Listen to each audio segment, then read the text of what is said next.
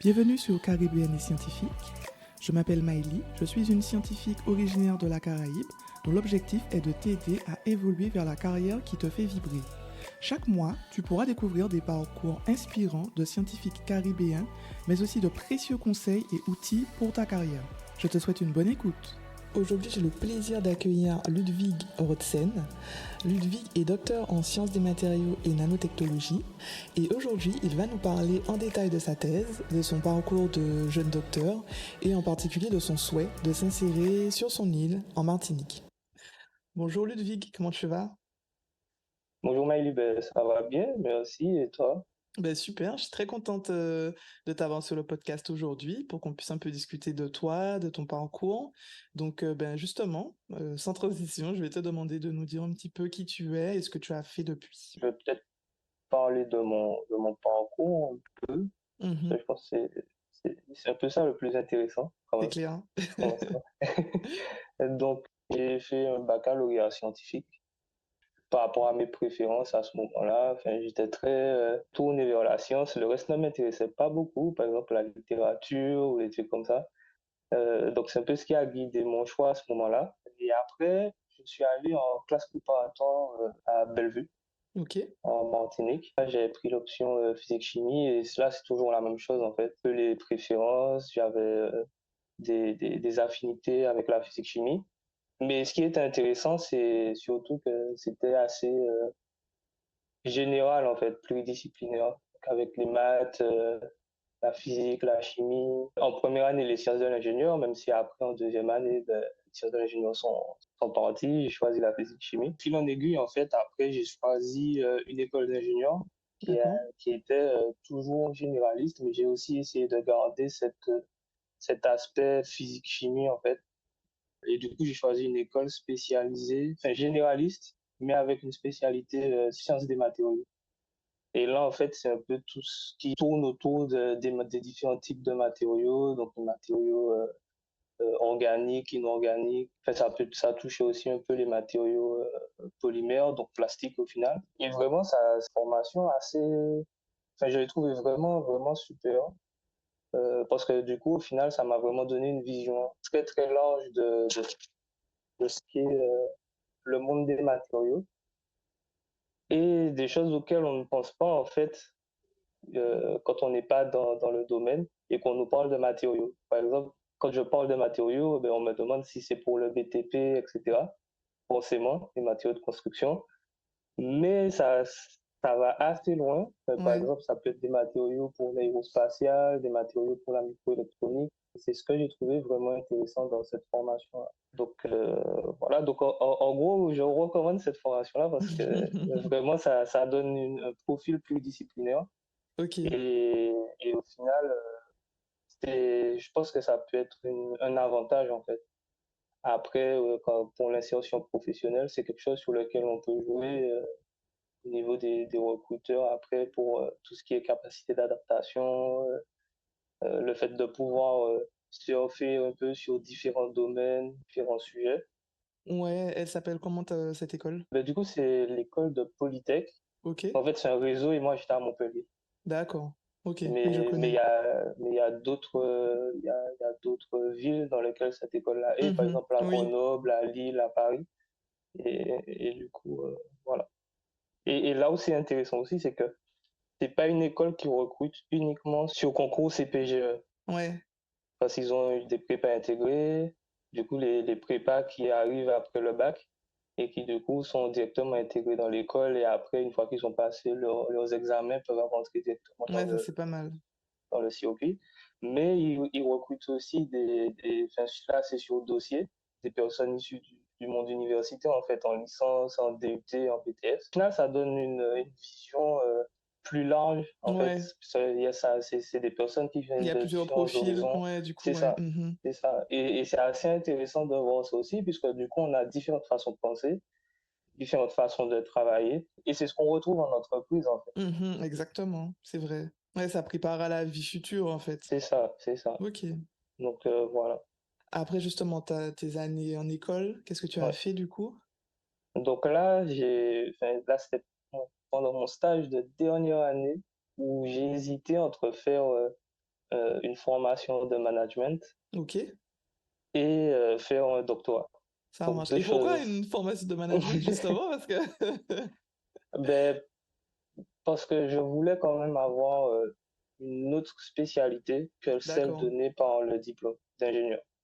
En sachant que, au final, en tant que normalement ingénieur, on est censé, à un moment donné, diriger des équipes, Oui, oui, oui, mais après, avoir, t'es pas formé pour ça quand tu fais tes études, c'est donc je ça, comprends. Enfin, quand c'est on est ça, en études scientifiques, on t'apprend pas à former. Donc, c'est ça a ça, du sens, hein. Mhm. c'est ça.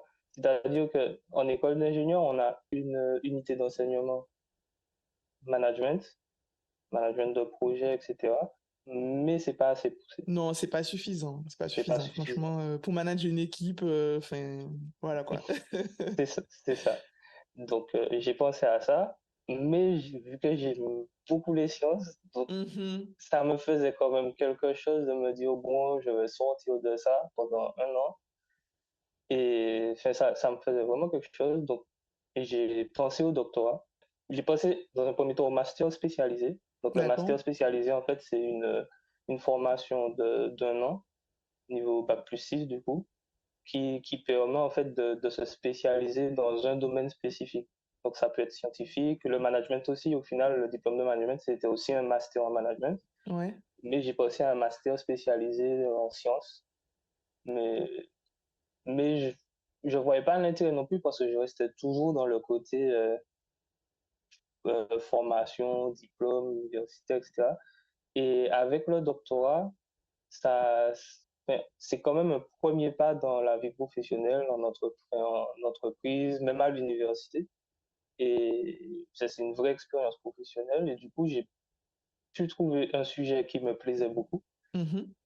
Et là, j'ai postulé et ça a abouti. Et vu que c'était la même entreprise, entre guillemets, même si c'était pas au même endroit que là où j'étais déjà, ça a déroulé. Ils ont appelé mes responsables de stage, etc. Mhm. Donc, après, du coup, j'ai été pris. Donc, c'était au CEA de Grenoble. Ok. C'est un centre de recherche spécialisé en microélectronique. Ben, le sujet de thèse en question, c'était le fait d'étudier les interactions entre des nanostructures d'ADN, des surfaces pour faire de la lithographie. C'est-à-dire la lithographie, en fait, c'est des procédés qui permettent de faire des motifs enfin, sur les surfaces de semi-conducteurs qui sont utilisés en microélectronique, en gros. Ok. Donc, c'est pour faire les transistors, les choses comme ça. Et donc là, c'était un aspect nanotechnologie, mais toujours en gardant la coloration, une très forte coloration matériaux. On retrouve encore les matériaux au final. Et, et du coup, j'ai commencé ça. Voilà.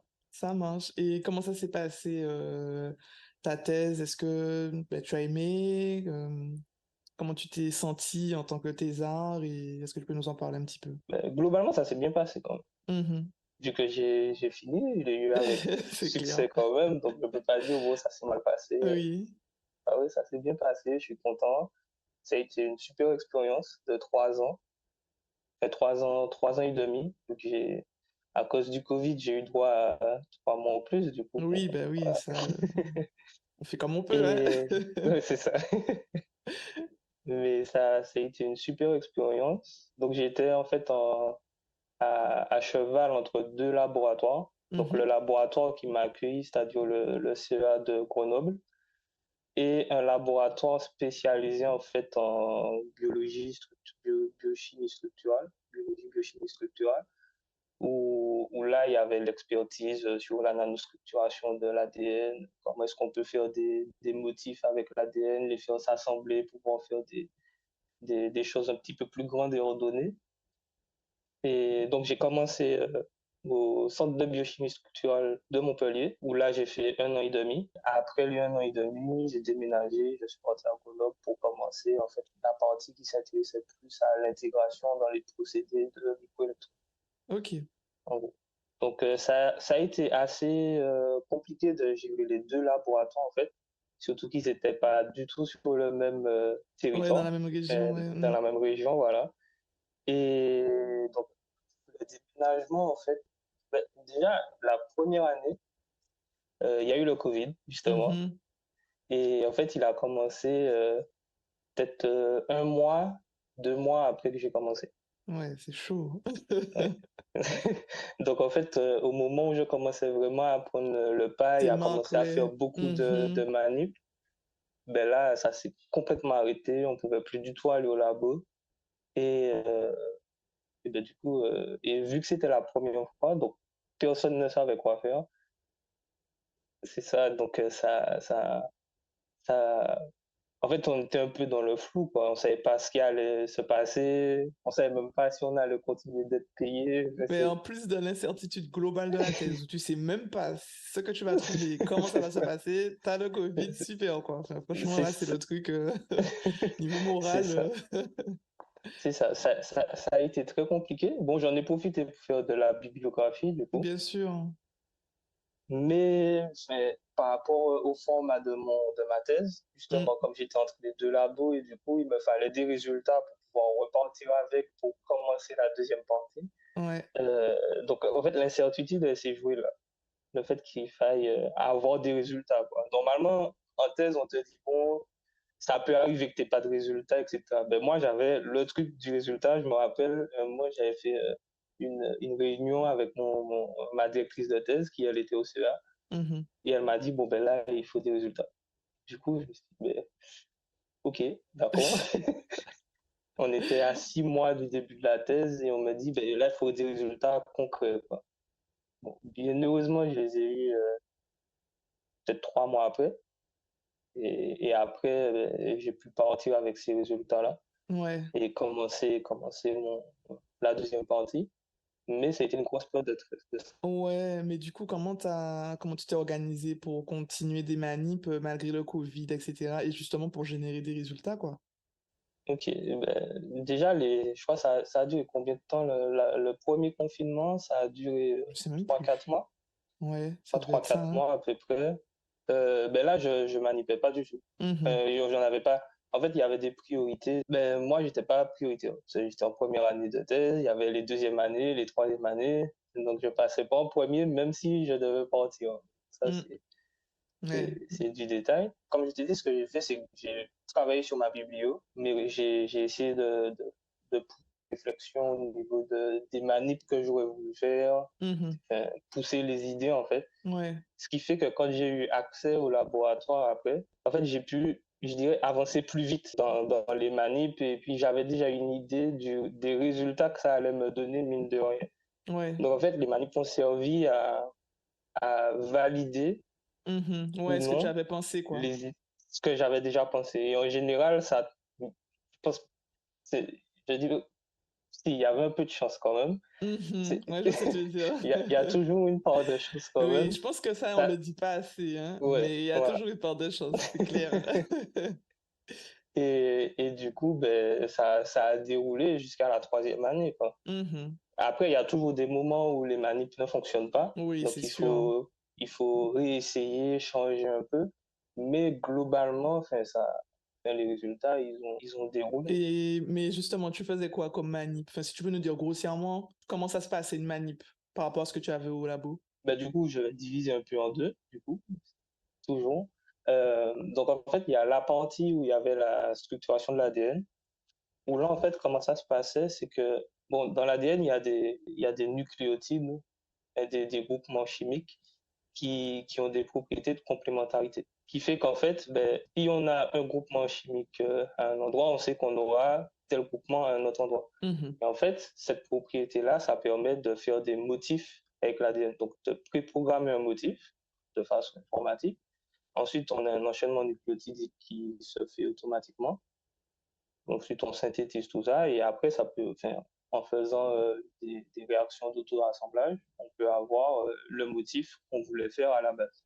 Ça marche. Donc, en gros, il y a une première partie informatique. Ensuite, il y a une partie enfin, synthèse de ce qu'on a fait à l'informatique. Donc là, ça va passer par ben, des trucs assez simples, assez basiques, c'est-à-dire une solution tampon avec un pH bien déterminé, avec des concentrations en sel, c'est-à-dire en sodium, en magnésium bien définies, qui permettent après de faire, enfin, notre ADN se replier sur lui-même, ce qui fait on obtient le motif qu'on voulait. Donc là, ça passe par des recueils en température. En fait, c'est des choses vraiment assez simples. à comprendre à ce niveau-là. Donc ça n'a pas été trop compliqué pour moi, même si c'est pas mon domaine de base. Mais mais après, on obtient des trucs vraiment très, très jolis. Vraiment, c'est, c'est vraiment très joli. Et après cette partie-là, bon, on a la synthèse. Après la synthèse, ben, il faut vérifier si ce qu'on a fait est bon. Donc, on passe par des méthodes de purification déjà, donc, purification sur gel d'agarose, où l'on dépose la solution, on laisse migrer et on récupère ce qu'on veut en fait. Euh, et ensuite, on a la partie observation. Donc, observation au microscope. Vu que c'est tout petit, donc forcément, ouais, on ne peut pas le voir à l'œil nu. Donc, on regarde au microscope, on voit que c'est bon. Et là, en fait, une fois qu'on a ça, eh ben, on passe à la partie application. Donc, moi, l'application, comme je t'ai dit, Est-ce que c'était j'allais pour te la demander? microélectronique. Ouais, j'allais te demander ça. Est-ce que tu peux nous parler des applications concrètes que tu as pu voir? C'est ça. Donc, en fait, l'application qu'on visait par rapport à ma thèse, c'était la microélectronique. Ok, Donc, en fait, c'était avoir un procédé qui permettait de diminuer en fait les dimensions des motifs nanostructurés qu'on pourrait avoir sur des surfaces. Que par les méthodes de nanostructuration qu'on a aujourd'hui, c'est-à-dire la lithographie, en fait, on a une limite en termes de dimension minimale qu'on peut atteindre. Mais avec l'ADN, en fait, donc on voit que, enfin, on a, par exemple, une hélice d'ADN, c'est une dimension de 1 nanomètre. Une double hélice, une dimension de 2 nanomètres. Donc en fait, on voit qu'avec ce truc-là, on a une précision au nanomètre près quasiment en fait. Et ça, c'est quelque chose qui n'est pas atteignable avec les méthodes de nanostructuration qu'on a actuellement en microélectronique. Et le fait qu'on puisse nanostructurer l'ADN aussi, en fait, ça donne une pluralité de formes qu'on n'a pas non plus avec ces méthodes-là. Donc en fait, ça permet de faire des choses assez complexes. Et nous, l'application qu'on avait visée, c'était les ordinateurs quantiques. d'accord. Donc c'est-à-dire, en fait, dans les ordinateurs quantiques, je ne suis pas forcément spécialiste de tout ça, mais ils ont besoin de réseaux 2D sur des surfaces de silicium. Donc des réseaux 2D de silicium. Et en gros, pour faire ces réseaux 2D-là, on passe justement par la lithographie. Et nous, en fait, l'idée, c'était d'utiliser l'ADN comme un masque, comme un modèle, en fait, un masque qu'on allait poser sur la surface de silicium et qui allait permettre, en fait, de faire le motif dans le silicium avec des méthodes de gravure, etc. Donc, en fait, c'est un peu ça l'application. Mais justement, par curiosité, l'ADN, elle venait d'où? Donc, nous, on l'achetait, Ok, mais c'était de l'ADN issu de bactériophages. Des entreprises qui le font de façon sem- quasiment industrielle, en fait, d'accord, ok. semi-industrielle. Et donc, ça reste des petites quantités pour l'instant, mais il y a quand même des recherches pour pouvoir augmenter vraiment les quantités. Mais c'est quelque chose qu'on peut commander sur Internet, sur le site de l'entreprise, etc. Euh, mais ça reste des choses issues de bactéries. Enfin, qu'on peut même faire nous-mêmes, en fait. Mais oui, mais c'est ce que j'allais te dire en fait. C'est pour ça que je te posais la question parce que je me suis dit, mais est-ce que c'est un truc qui peut être facilement fait ou est-ce que vraiment il faut que ce soit des process très industrialisés, etc. Tu vois? Et là, de Non, ce que non, tu non, dis, j'ai pas l'impression, quoi.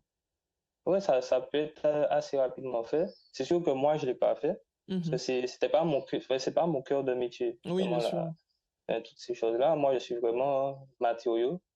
Et en fait, pour moi, l'ADN, c'était le matériau. Oui, ouais. Ouais, je vois ce que Donc, tu veux dire. Mhm. la synthèse, elle était faite, elle était sous-traitée. Mais en fait, la programmation préalable, c'est nous qui la faisons. C'est-à-dire le motif qu'on voulait, on l'a fait c'est même, je peux dire, c'est moi qui l'ai fait sur ordinateur. J'étais enfin, aidé par mon encadrant, forcément, vu que c'est lui qui est l'expert pour ça. Mais on a préprogrammé, on a envoyé les séquences au labo et ils ont synthétisé. Ok, ça marche. Et du coup, par rapport à tout ce que tu nous as dit, parce que tu as quand même touché à beaucoup de domaines différents, pour toi, quelles sont les compétences que tu as acquis avec ta thèse? Déjà, au niveau des compétences techniques, on va dire que j'ai vraiment posé la base de ma pluridisciplinarité, en fait, en sciences des Mhm. matériaux, déjà. Ok. Pourquoi? Parce que, ben, mine de rien, il y avait du silicium, du dioxyde de silicium, de l'ADN, Donc en fait, une molécule qui possède des propriétés physico-chimiques intéressantes, des propriétés de complémentarité, qui a une charge négative. Donc en fait, tout ça, ça m'a permis de mettre tout ce que j'avais appris pendant mon école d'ingénieur et en fait, et de le réutiliser dans des cas concrets, précis, pour pouvoir atteindre un objectif. Donc en fait, là, c'était voir si, avec ces connaissances-là, je peux répondre à un cahier des charges quand même assez précis. Donc déjà, il y a ça au niveau des compétences techniques. Après, ça m'apporte des compétences en termes de caractérisation, c'est-à-dire, ben, j'ai fait ma manip, j'ai eu tel résultat, maintenant, qu'est-ce que je peux sortir du résultat et avec quelle méthode? Donc là, c'est la mise en place d'une stratégie de caractérisation. Ben là, je veux voir ça, donc j'utilise telle méthode et ça me donne tel résultat. Et qu'est-ce que ce résultat-là veut dire, en gros? Et qu'est-ce que je peux faire de ce résultat-là pour continuer à améliorer mon procédé? Et au final, ça apporte aussi des compétences, on va dire, transversales, c'est-à-dire qui peuvent être réutilisées dans d'autres domaines, Mhm. pas forcément le domaine de spécialité. Et là, par exemple, on peut penser à la veille scientifique et technologique, qui peut être assimilée à une veille informationnelle au final. Euh, donc ça passe par de la recherche documentaire, de l'analyse de texte, qui est au final très importante dans le métier C'est clair. de chercheur, euh, le tri des informations, parce qu'en fait, on se rend compte que, ben, du coup, quand on fait le doctorat, qu'on a vraiment beaucoup, beaucoup d'informations, et en fait, on peut se perdre dans toutes ces informations-là, surtout avec aujourd'hui Internet. Là, et du coup, il faut trouver des moyens de savoir, avant même de commencer à analyser en profondeur un document, si ce document-là va être utile pour la suite, Ouais, c'est clair. Et, pour ne et pas. s'il est valable aussi, parce que des fois, tu vas avoir des documents, mais ça sera pas du tout fiable, en fait. C'est ça, c'est Mm. ça. Et là, on passe à la partie, on va dire, comparaison des Ouais, différents résultats qu'il y a eu dans mhm. la C'est littérature, ça. donc toujours dans la partie analyse au final. Mhm. Voir si c'est pertinent avec ce qu'on sait déjà, ce qui a déjà été fait, etc. Enfin, si ça reste logique avec peut-être la théorie ou des expériences expérimentales qui ont déjà été faites avant, bien sûr. Ça m'a apporté aussi des compétences en termes de communication. Voilà. Pourquoi? Parce que ben, dans la recherche, la recherche, c'est quelque chose d'assez, où on doit communiquer beaucoup, pouvoir collaborer avec différentes personnes qui sont plus ou moins spécialistes du sujet, et des fois pas du tout. C'est ça. Et donc, il faut réussir en fait à communiquer dans le langage des personnes avec qui on discute. Donc là, ça passe par de la vulgarisation, des méthodes de communication euh, pour pouvoir se faire comprendre par tout un chacun. Et ça, en fait, j'ai pu le faire par rapport, lors de réunions techniques, donc avec les différentes équipes avec lesquelles je travaillais, mais aussi pendant des conférences, donc conférences nationales ou internationales, et sous forme de différents supports, par exemple sous forme de présentation orale, Mhm. en anglais pour le Ouais, coup. Donc là aussi, c'est bien parce que ça m'a permis de voir que je peux c'est parler en ça. anglais, Bah oui, oui, bien discuter, sûr. Mm. voilà, me faire comprendre sur des sujets assez complexes et aussi sous forme de poster. Et là, c'est des méthodes, c'est des compétences en termes de communication, mais aussi en termes de mise en forme, en fait, des présentations, des résultats, voir si on peut amener des choses, si on peut tirer des éléments pertinents de toutes les données qu'on a Mm. accumulées avec les C'est expériences ça. expérimentales. Mettre en valeur vraiment ce qui est important, quoi. C'est ça, c'est ça. Ok. Et il y a aussi la communication la plus importante du doctorat, qui est au final, les deux supports de communication les plus importants pour le doctorat, qui sont le manuscrit de thèse et la préparation de la présentation de la soutenance. Donc le manuscrit de thèse, ben là, je pense que c'est vraiment pour moi le plus important parce que c'est ce qui permet de valider tout ce qu'on a fait pendant les 3 ans et qui permet de dire si on peut passer la soutenance ou pas. Et là, c'est des documents quand même assez imposants, en général environ 200 pages. Euh, donc là, enfin, il y a vraiment des compétences en termes de déjà mise, enfin, Ouais, structuration déjà de ton mémoire. déjà ça, oui. La programmation aussi de la rédaction de chaque partie. Mhm, mhm, Euh, Combien de temps je vais prendre pour rédiger telle partie et telle partie. Il faut aussi prendre en compte les temps de correction, les calendriers de chaque mhm. personne. Donc là, on voit vraiment le côté management de projet, puisqu'au final, ça reste un peu un travail en équipe, hein, donc il faut vraiment prendre en compte toutes les parties. Euh, et il y a la synthèse des résultats, puisqu'on ne peut pas tout mettre. Donc il faut bien choisir ce qu'on va mettre, ce qui est pertinent, ce qui va être accepté ou pas. Il y a les compétences en termes toujours d'analyse, d'analyse de données complexes. Et au final, réussir à sortir une histoire, ça c'est un mot qu'on m'a beaucoup répété, réussir à sortir une histoire en fait de tout le travail qu'on a fait pendant les 3 ans. Parce qu'en fait, il suffit pas juste de mettre les résultats Mhm, à la chaîne comme ça. Il c'est faut clair. réussir à construire un récit cohérent. Exactement. Et là, on s'est dit, mais en fait, on est des journalistes, en fait. on est, on est des journalistes et c'est quelque chose qu'on n'apprend pas Non, nécessairement c'est en sûr. formation. C'est sûr. Non, non, c'est vraiment Ah, propre à la thèse. Ça, c'est vraiment un c'est ça. exercice très particulier, hein. C'est ça. Mais en fait, on s'en rend compte quand on l'écrit. Oui. Mais tu sais, C'est moi, seulement je m'en quand. suis rendu compte après l'avoir écrit, je pense. Enfin, c'est même D'accord. pire, hein. C'est même dans mes relectures où je me suis dit, mais Ouais, en fait, ouais, c'est pas si évident à faire, hein, quand même, hein. c'est ça. C'est ça, c'est ça. Donc voilà un peu enfin, au niveau de tout ça. Et puis après, c'est des compétences telles que force de proposition, parce que forcément, ben, on doit proposer des idées. Oui. Euh, on doit proposer des idées, on doit se faire entendre, on doit dire aussi des fois non, c'est pas ça. Par Oui, parce que exemple, quand on nous propose. tu deviens expert sur ton sujet, en fait. Personne ne connaît Exactement, mieux que toi le sujet, donc c'est ça. exactement. Et c'est quelque chose qui peut paraître difficile à faire au premier abord. Enfin, Oui, comment, en fait, des fois on se au tout dit, mais début. comment, voilà, c'est ça, ouais. Comment est-ce que je peux dire non à quelqu'un qui est censé m'encadrer pendant Oui. ma thèse? Mais j'ai eu la chance d'avoir des encadrants qui m'ont dit tout de suite, ben, en fait, là, on travaille ensemble et moi, j'aurais des idées sur ce que tu dois faire, mais les idées que j'ai, enfin, c'est des choses à discuter. C'est-à-dire, si tu n'es pas d'accord, tu me dis que tu n'es pas d'accord et tu me dis pourquoi tu n'es pas d'accord. Exactement. Et en me disant pourquoi tu n'es pas d'accord, ben, au final, peut-être que tu auras raison et je me rends compte que tu as raison parce que tu m'expliquais pourquoi tu n'es pas d'accord.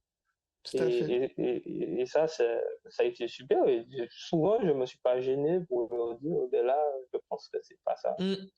Mais Ben, c'est bien parce que dans la vie de tous les jours, enfin dans la vie professionnelle de tous les jours, c'est important mhm, aussi de dire non, hein. Et à des fois, on va te mhm, demander de faire des choses, mais tu verras que c'est pas du tout cohérent et tu vas dire, ben non, mhm. c'est pas comme ça. Enfin, je pense qu'il faudrait, mais toujours dans la discussion, tu peux pas venir et imposer les choses non plus. Et je pense que c'est la bonne façon de faire en montrant ben, pourquoi surtout ce n'est pas cohérent de faire telle ou telle chose. Parce que c'est pas juste dire non comme ça et puis il n'y a pas de raison derrière, ça n'a pas de sens. Donc je pense que c'est vraiment la bonne démarche. Mm. C'est ça, je pense aussi. Je pense surtout au niveau de la recherche, je trouve, qui Oui, est quelque chose surtout. de très collaboratif. Exactement. Et du coup, ben, en fait, on peut pas être sujet aux décisions d'une seule personne. Mhm. Mais ça, c'est même valable, pas forcément que dans la recherche, hein, c'est même valable dans le privé ou du coup, bon, enfin, sans forcément que tu aies de la recherche, je sais pas, dans les prises de décision, toi, ça sera plus facile parce que du coup, tu sauras que tu t'appuies sur des éléments vraiment fiables, en fait. Tu t'appuies pas sur du vent, entre guillemets. C'est vrai, c'est vrai. Je suis d'accord. Je suis d'accord. Je suis d'accord.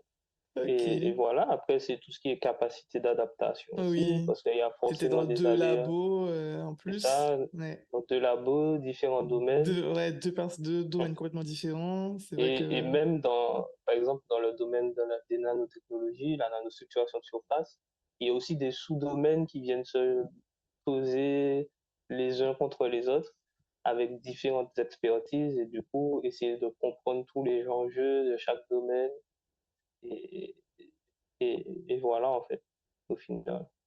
Ok, super. Ben, maintenant qu'on a quand même pas mal parlé de ta thèse, je sais que maintenant tu es de retour en Martinique. Est-ce que tu peux nous parler un peu de ton retour ben, au pays, comme on dit? D'accord, donc là, je suis rentré depuis mars. Mhm. Euh, donc comment ça se passe? Euh, Déjà, pourquoi j'ai voulu rentrer? Ouais, déjà, Ben, c'est important. ouais, je pense. Pourquoi j'ai voulu rentrer? Parce que je pense que j'ai fait le tour en France, à l'étranger. Pourquoi à l'étranger? Parce que oui, on est sur un territoire français, en Martinique, mais la culture est quand même très différente. Ce qui fait que quand on arrive là-bas, je suis arrivé, j'avais à peu près 20 ans. C'est un monde complètement différent, on doit s'adapter, etc. Et là, ça faisait 6 ans que j'étais là-bas, et je pense que pour moi, j'avais fait le tour. En fait, j'ai fini ce que je voulais faire, Ok. et j'ai décidé de rentrer déjà pour des raisons personnelles, c'est-à-dire me rapprocher de euh, ma famille, ma compagne, etc. Donc bon, je Ouais, pense c'est que très important. c'est la chose la plus C'est importante, je clair. pense. Oui, je suis d'accord.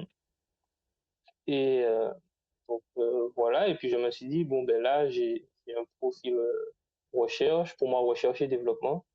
Donc, que ce soit du côté universitaire ou du côté des entreprises privées, même si c'est quand même assez compliqué d'aller dans le privé avec un doctorat en France pour l'instant, mais ça c'est autre chose.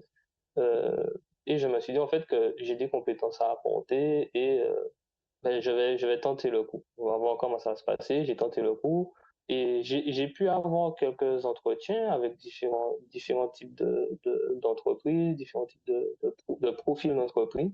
Donc, ça allait de la start-up à des plus grosses structures. Ok. Pour l'instant, malheureusement, en fait, c'est qu'en général, en Martinique, les entreprises ne recrutent pas beaucoup dans ce type de profil-là. Ce qui fait que déjà, j'ai fait une majorité de candidatures spontanées. Ça a permis d'ouvrir la discussion, mais en même temps, forcément, à chaque fois, j'ai eu le cas où on me dit, bon, ben là, on recrute pas, on n'a pas force, enfin, on a des idées de projet, mais on recrute pas. En fait, je suis toujours dans l'attente, forcément. Mhm. Ouais, bah oui. Je suis toujours dans l'attente. Mais enfin, je suis quand même optimiste parce que déjà, rien que le fait de pouvoir discuter avec les professionnels, je pense que c'est déjà euh, c'est quand même très important parce que je pense que mine de rien, au cours de la discussion, ça amène les gens à réfléchir. Exactement. Ils voient qu'il y a des profils qui peuvent leur permettre d'avoir une dimension recherche et développement, innovation, etc. Et au final, on se rend compte que c'est quelque chose dont on parle de plus en plus aux Antilles. Mais mine de rien, si on parle de ça aux Antilles, il faut se rendre compte qu'on a besoin de profils. Et je pense que c'est peut-être ce pas-là que les entreprises aux Antilles n'ont pas encore fait, c'est-à-dire se rendre compte que si on veut innover et parler d'innovation, ben on doit forcément rechercher des profils qui peuvent innover. Enfin, on doit rechercher le côté technique. C'est ça. Sinon, sans innovation, enfin, moi, c'est comme ça que je vois les choses, hein. Quand ça fait 10 ans qu'on a fait la même chose et qu'il n'y a pas d'innovation, on n'évoluera pas, en fait. On restera toujours, en tout cas, que ce soit au niveau rentabilité, que ce soit au niveau brevet, que ce soit, parce qu'en fait, il y a des innovations. Ça peut être différents types d'innovations. Ça peut être accélérer un process pour permettre de gagner financièrement sur le coût de, je sais pas, d'un produit. Ça peut être innover, créer un nouveau produit. Ça peut être vraiment des choses complètement différentes. Et pour moi, sans innovation, ben, on reste sur des bases, sur des acquis et on n'évolue pas en fait. Donc je pense effectivement que si en tout cas on veut aller vers de l'innovation, il faut absolument des personnes qui savent innover parce que il suffit pas d'avoir les machines ou autres. Si on n'a pas les personnes et les compétences, c'est pas possible. Pour moi, c'est la base. Donc je comprends ce que tu veux dire. Non, mais c'est exactement ça. C'est exactement ça. Mais je pense que Oui, je enfin, pense aussi. les choses vont bouger. Mm, Mais en même temps, pour que les choses bougent, ben, il faut qu'on arrive à se dire ben, qu'on saute le pas déjà de notre côté aussi. Et c'est quelque chose qui peut faire peur parce que, ben, par exemple, mine de rien, quand j'étais en France, avant même que je finisse mon contrat, j'avais déjà des propositions. Donc ça a été un choix de dire oh, ben non, je veux pas forcément et je rentre. Mais je sais qu'il y a beaucoup de gens font pas ce choix-là. Mhm. Ah, et ils ont leur raison et c'est des choses qui peuvent s'entendre aussi, enfin, Tout à c'est fait. compréhensible. Oui. Mais enfin, j'espère que ça va changer dans le futur quand Mhm. Après, faut pas que ça prenne trop de temps non plus, parce que même. Non, c'est sûr. mais oui, oui, je comprends ce que tu veux dire. Après, la stratégie, je sais on en a beaucoup parlé en off. Je trouve que la stratégie aussi, ça peut être d'être dans une entreprise où forcément, initialement, on t'embauche pas forcément pour faire de la R&D parce qu'il n'y a pas de financement dessus. Et en parallèle, tu commences à faire un peu de R&D. Et après, ça te permet de créer des postes en interne, etc. Je pense que c'est une stratégie aussi qu'il faut pas négliger. Ne pas choisir exactement pile poil le poste qu'il te faut. Après, je pense pas que ça soit ce que tu souhaites faire, mais je sais qu'il y a des personnes qui sont très, je sais faire ça, je veux faire ça. Mais des fois, il faut faire des choses que on pensait pas faire pour ensuite faire ce qu'on veut exactement faire. Et je pense que ça, c'est un truc qu'il faut pas oublier, quoi. Donc voilà. Mm. Non, non, c'est sûr. Après, je pense qu'il faut faire très attention aussi à la politique de l'entreprise, mine Ah de oui, rien. tout à fait, tout à fait. C'est-à-dire, si on voit qu'on va dans une entreprise et eux, ils sont à S'ils sont cheval sur fermés, le... ben oui, Ouais, c'est pas possible, ça c'est sert... sûr. Ouais, Ça, on est voilà. d'accord. C'est vrai que c'est c'est la base. Si l'entreprise est fermée. Mais C'est en ça. fait, je disais ça pour les entreprises qui sont quand même tentées par la recherche, parce que c'est Oui, c'est sûr sûr. que si les entreprises ne sont pas intéressées par la recherche et développement, c'est même pas la peine. C'est sûr. Tu vois? Mais Donc, c'est sûr qu'il faut qu'on arrive à se dire qu'on doit être porteur d'idées, c'est ça, d'opportunités exactement. aussi pour Voilà. l'entreprise, et que ça peut permettre des ouvertures de postes, entre guillemets. Euh, hum, Après, comme on disait, il faut forcément, enfin, forcément, entre guillemets, mais il faut que l'entreprise ait une possibilité de développement, de recherche, enfin, un petit peu. Oui, ah Euh, ben oui. Ben mais oui. c'est sûr qu'il faut ouvert à toutes les possibilités. Si on est ouvert à toutes les possibilités, surtout en Martinique ou en Guadeloupe ou peut-être même en Guyane, Mhm, ça peut être limitant, c'est sûr. mhm. Ah ouais, c'est clair. Et du coup, ça fait depuis mars. Donc là, tu es toujours en recherche d'emploi. Et est-ce que tu as cherché uniquement en Martinique ou est-ce que tu as, puisque ma prochaine question, c'est justement comment tes compétences pourraient-elles être utiles à la Caraïbe? Donc, est-ce que tu as cherché, c'est sûr que bon, quand tu veux te rapprocher de ta famille, tu cherches le territoire le plus proche de ta famille, c'est Le plus normal. proche, oui. Mais quand tu vois, je sais pas, quand tu vois que c'est bouché, moi j'ai eu Mhm, la même problématique que toi. Je suis martiniquaise, je suis en Guadeloupe maintenant parce que j'ai pas trouvé ce qui me convenait en Martinique. Et ben, ma question aussi c'est, est-ce que toi tu te vois aussi évoluer sur d'autres îles de la Caraïbe, pas forcément en Guadeloupe, hein, ça peut être comme tu dis Guyane. Bon, c'est pas une île la Guyane, mais ça peut être la Guyane ou enfin les autres îles qui sont à côté, quoi. Qu'est-ce que tu en penses? bon, forcément, ma priorité, c'est la Martinique, mais je suis ouvert vraiment à toutes les possibilités parce que je me dis si ça marche pas en Martinique, j'ai pas encore tout essayé. Honnêtement, j'ai pas encore tout essayé, donc je me laisse le temps de tout essayer. Tout à fait. Mais si j'y arrive pas, il faudra forcément que je regarde ailleurs. Donc j'ai déjà eu des discussions avec des gens en Guadeloupe.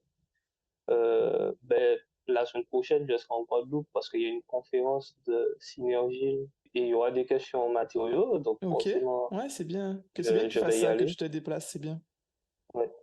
Ben, c'est très important, ne serait-ce Oui, que pour avoir le réseau, exactement.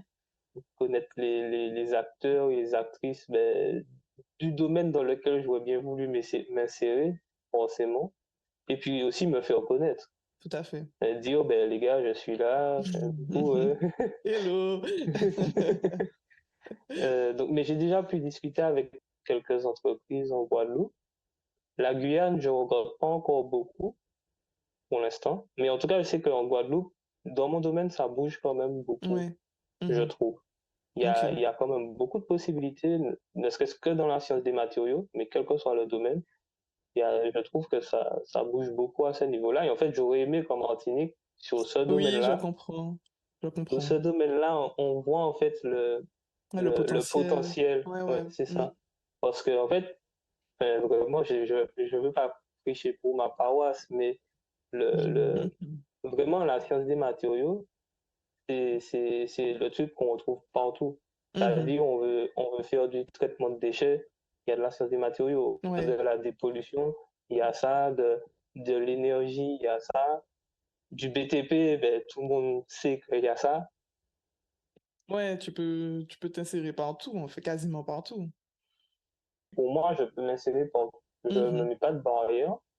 Euh, Après, forcément, ça va dépendre du sujet. Si ça, c'est trop ce que je fais, bon, pour l'instant, non. Peut-être dans 10 ans, quand j'ai vraiment assis sur ma spécialité, essayer d'aller voir vraiment ailleurs ce qu'on fait ailleurs, etc.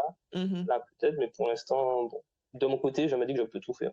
Ok. J'aime pas me mettre des Oui, barrières ou me oui, oui, dire, ben oui. là, je peux pas parce que j'ai pas fait ça avant, Mhm. etc.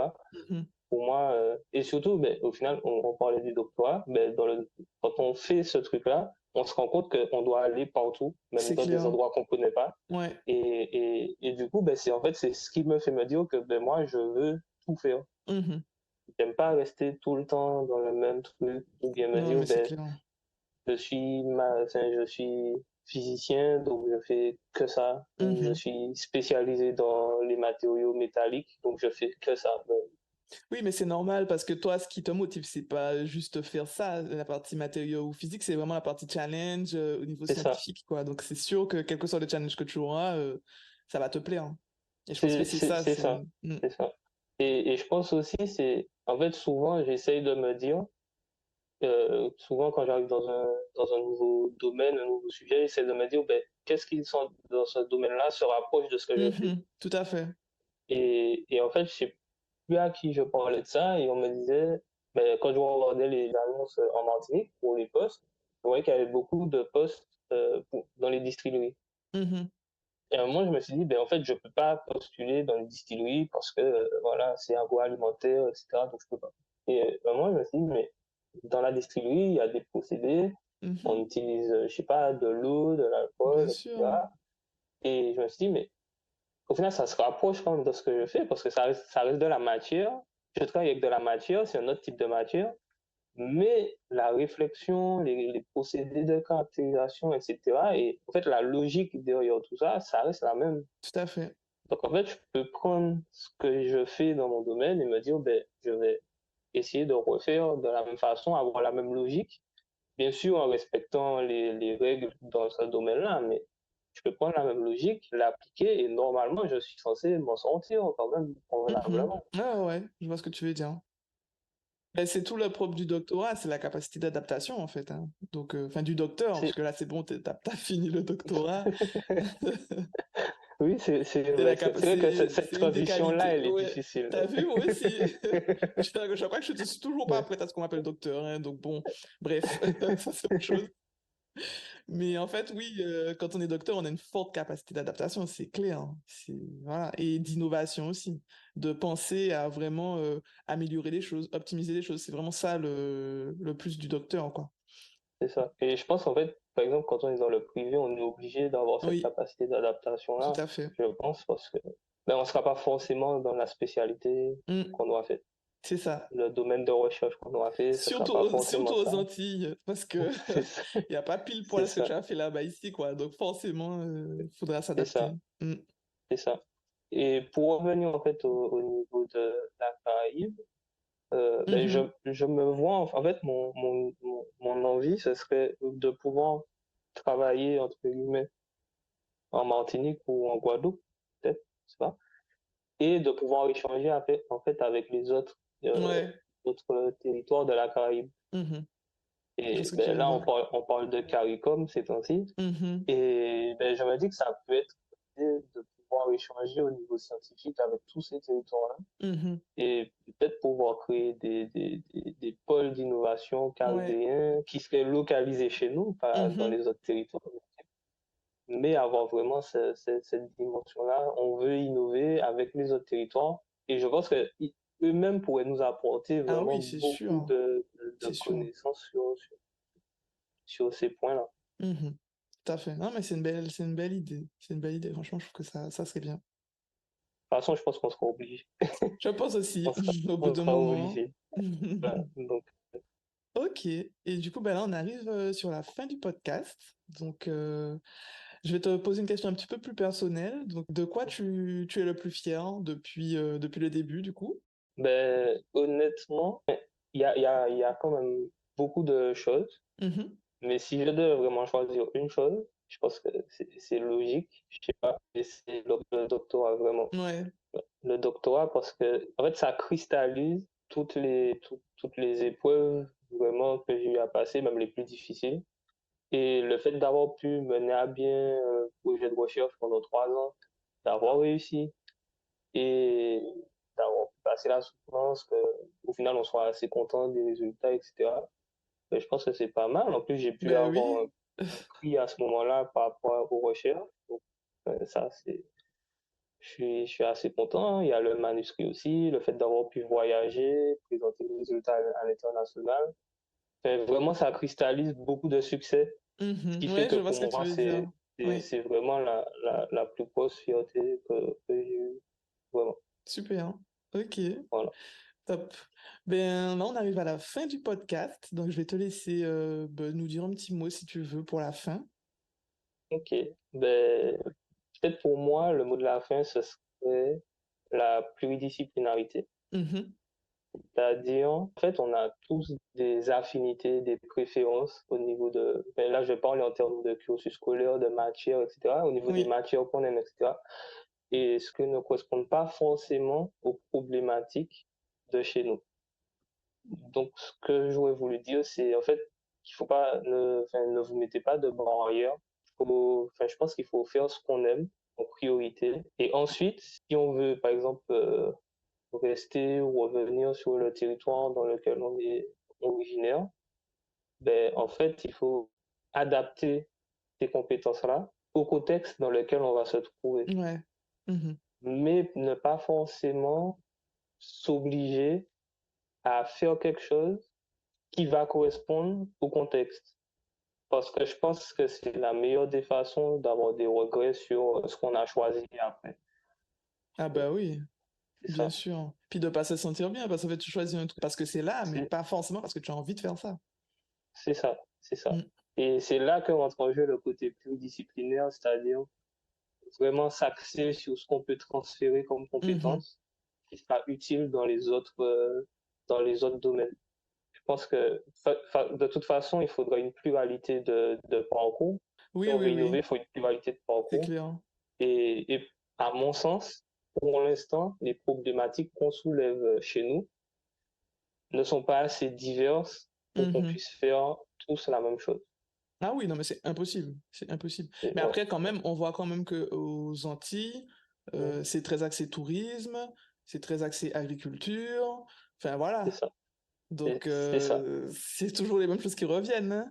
C'est toujours les mêmes choses. Mais je pense qu'il faut qu'on arrive à sortir Oui, je de suis ces d'accord. idées-là pour justement se dire, je prends mon exemple. Moi, j'ai été dans les matériaux et les nanotechnologies. Ben, qu'est-ce qui, dans ce que j'ai fait, peut s'adapter au contexte et quelle nouveauté je vais pouvoir apporter à mon territoire qui va faire que on va pouvoir aller dans une logique d'innovation, de développement, de faire des choses nouvelles par rapport à ce qu'on fait déjà. Tout à fait. Et en fait, toutes ces réflexions-là, de toutes les personnes qui seront parties, qui seront restées, on aura vraiment une diversité de Mm. réflexions.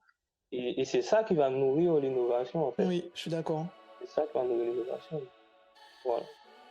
Ok, super. Ben, merci beaucoup, Ludwig, pour ce podcast. C'était super. J'ai beaucoup apprécié ce moment avec toi. J'espère que toi aussi.